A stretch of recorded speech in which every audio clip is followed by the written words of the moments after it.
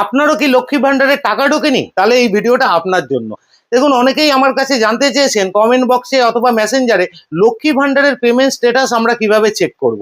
দেখুন, ব্যাংকে টাকা যদি ক্রেডিট হয় তাহলে কিন্তু আপনার কাছে একটা এসএমএস আছে।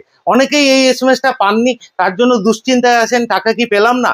কিন্তু দেখুন, ব্যাংকের অ্যাকাউন্টের যদি কেওয়াইসি প্রবলেম থাকে সেক্ষেত্রে কিন্তু টাকা ক্রেডিট হয় না। কিন্তু গভর্নমেন্ট যদি টাকা রিলিজ করে থাকে সেটা কিন্তু আপনারা চেক করে দেখে নিতে পারবেন গভর্নমেন্টের ওয়েবসাইট থেকে। সেটাই দেখাবো এই ভিডিওতে, কিভাবে আপনারা চেক করবেন প্রত্যেক মাসে গভর্নমেন্ট আপনাদের টাকাটা রিলিজ করেছে কিনা। দেখুন আমার ভিডিওটা ভালো লাগলে অবশ্যই লাইক করবেন, শেয়ারও করবেন এবং আরো এরকম ইনফরমেটিভ ভিডিও পেতে আমাকে ফলো করুন। দেখুন, এর জন্য প্রথমে আপনি আপনার স্মার্টফোনের গুগল ব্রাউজারে যাবেন, সেখানে গিয়ে সার্চ অপশানে গিয়ে টাইপ করবেন লক্ষ্মী ভান্ডার।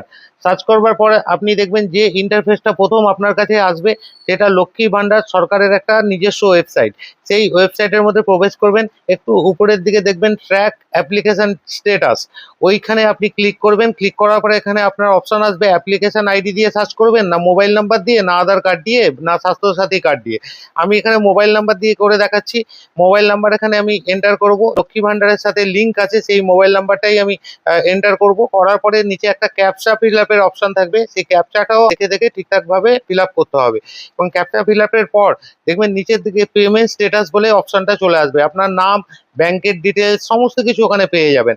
এবার আমি 2025-26 অপশন ওখানে দেখলাম যে স্ট্যাটাস। দেখুন, একবারে এপ্রিল 2025 থেকে মার্চ 2026 পর্যন্ত সমস্ত পেমেন্ট কিন্তু এখানে চলে এসছে। এই ওয়েবসাইটে যদি পেমেন্ট সাকসেস দেখায় অথচ আপনার ব্যাংকে ক্রেডিট হয়নি, তাহলে কিন্তু আপনি ব্যাংকে একবার আপনার কেওয়াইসি নিয়ে যোগাযোগ করতে পারেন।